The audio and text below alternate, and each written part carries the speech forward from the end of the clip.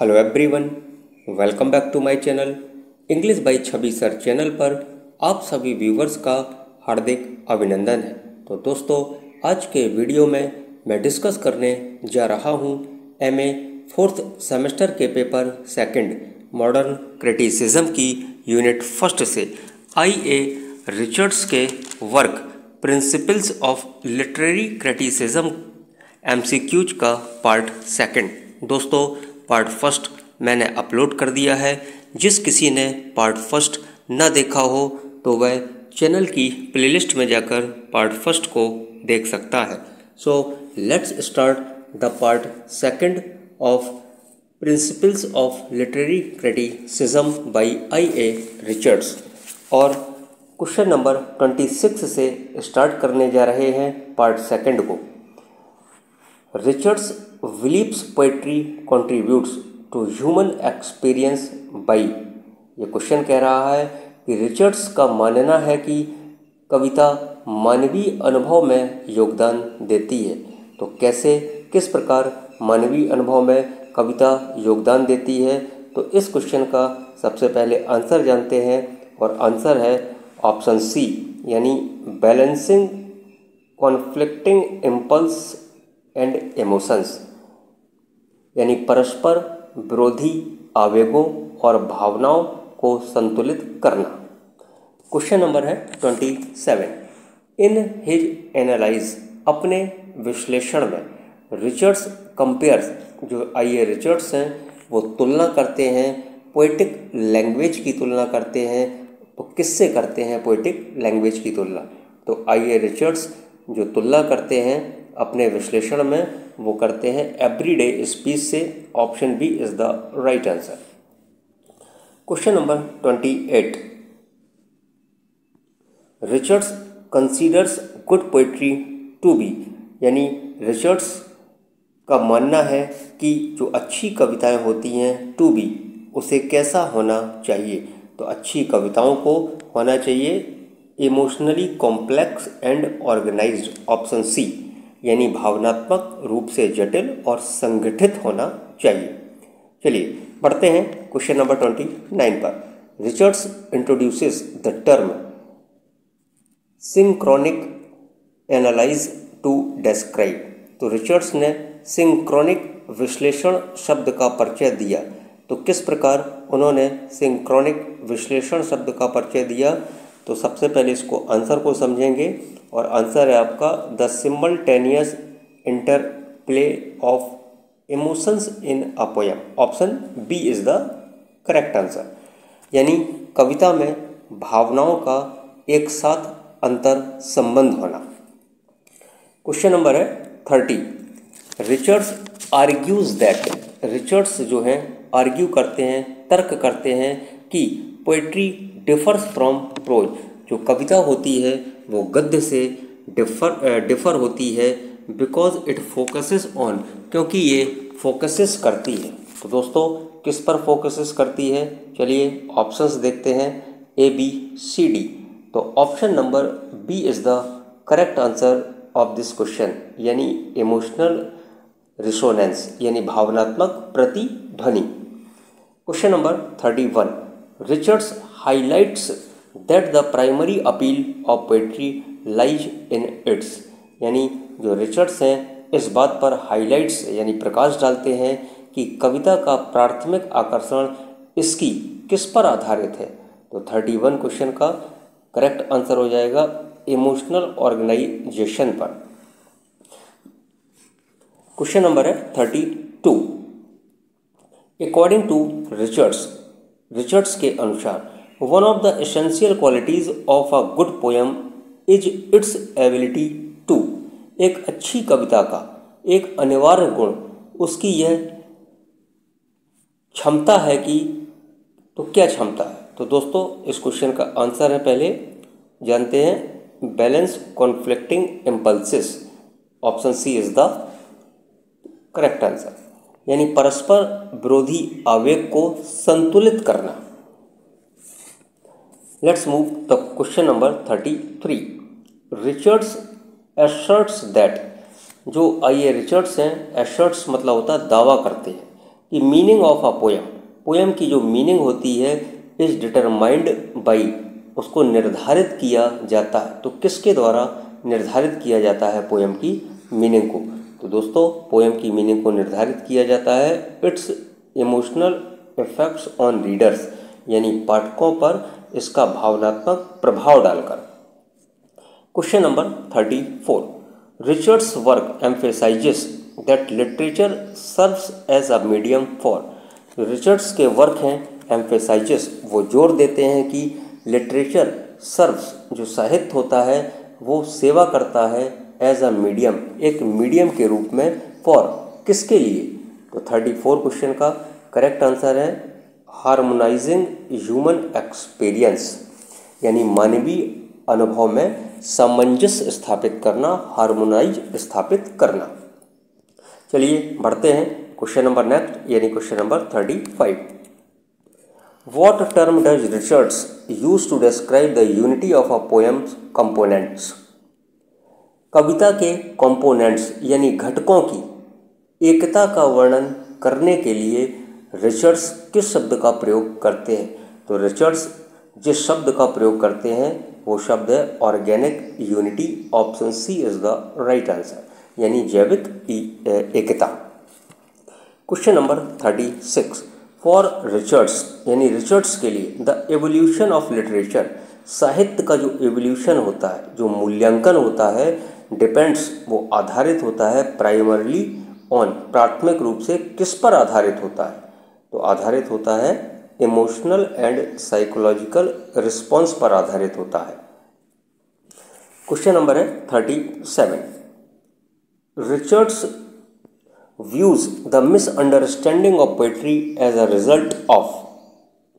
तो question number 37 कह रहा है कि रिचर्ड्स कविता की गलत फहमी को इस परिणाम के रूप में देखते हैं। तो कविता की गलत फहमी को रिचर्ड्स किस परिणाम के रूप में देखते हैं? तो ऑप्शन सी इसका करेक्ट आंसर हो जाएगा the readers inability to balance emotion, यानी पाठक की भावनाओं को संतुलित करने में असमर्थता जताते हैं। 38 question, Richards practical criticism approach encourages critics to. तो रिचर्ड्स का व्यवहारिक आलोचना दृष्टिकोण आलोचकों को प्रोत्साहित करता है।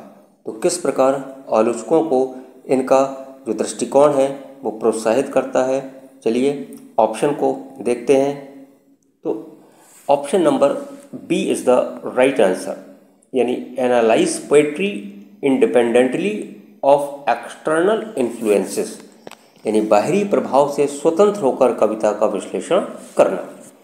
Let's move to the question of 39। Richards claims, Richards दावा करते हैं कि पोएट्री हेल्प्स रीडर, जो पोएट्री होती हैं पाठकों की सहायता करती हैं। किसके द्वारा अपने पाठकों की सहायता करती हैं? तो पोएट्री अपने पाठकों की सहायता करती हैं reorganising their emotional and intellectual response, इसके द्वारा। क्वेश्चन नंबर है 40, Richards describe the role of criticism as. जो आइए रिचर्ड्स हैं वो क्रिटिसिज्म के रोल को डिस्क्राइब करते हैं। तो किसके रूप में डिस्क्राइब करते हैं? तो enhancing the emotional and intellectual appreciation of literature, यानी साहित्य की भावनात्मक और बौद्धिक प्रशंसा को बढ़ाने के लिए क्रिटिसिज्म के रोल को डिस्क्राइब करते हैं। क्वेश्चन नंबर 41 है, व्हाट डज रिचर्ड्स आइडेंटिफाई। किस प्रकार रिचर्ड्स ने आइडेंटिफाई किया as the most common challenge के रूप में फॉर रीडर्स ऑफ पोएट्री, यानी रीडर्स ऑफ पोएट्री के लिए? तो 41 का जो करेक्ट आंसर हो जाएगा option C, misjudgement of tone and intention, यानी स्वर और इरादे का गलत अनुमान लगाकर। बढ़ते हैं क्वेश्चन नंबर 42 की ओर। अकॉर्डिंग टू रिचर्ड्स, यानी रिचर्ड्स के अनुसार पोएट्री डिफर्स फ्रॉम प्रोज, जो कविता होती है वो गद्य से बिल्कुल अलग होती है।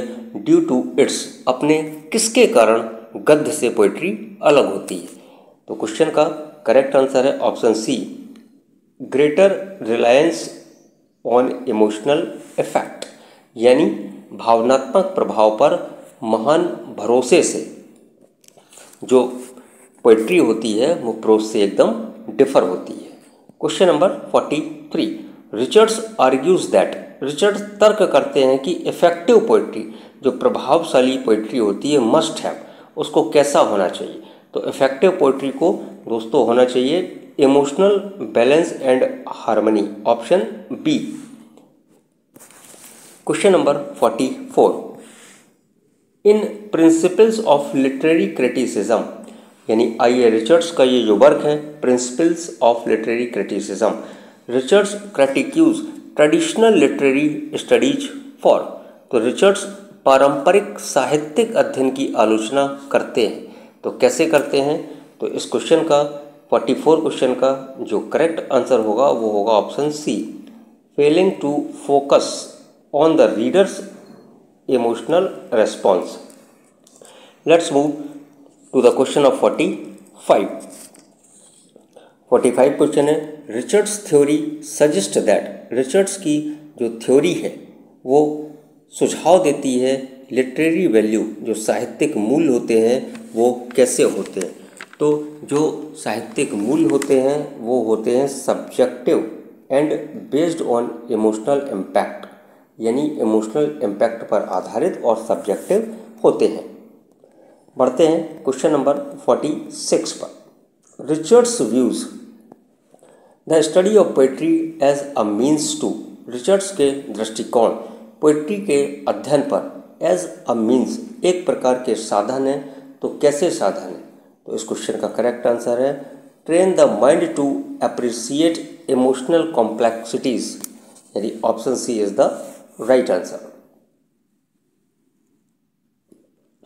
Question number 47, what does Richards suggest, क्या रिचर्ड सुझाव देते हैं about the use of metaphor, यानी रूपक के बारे में इन पोइट्री में।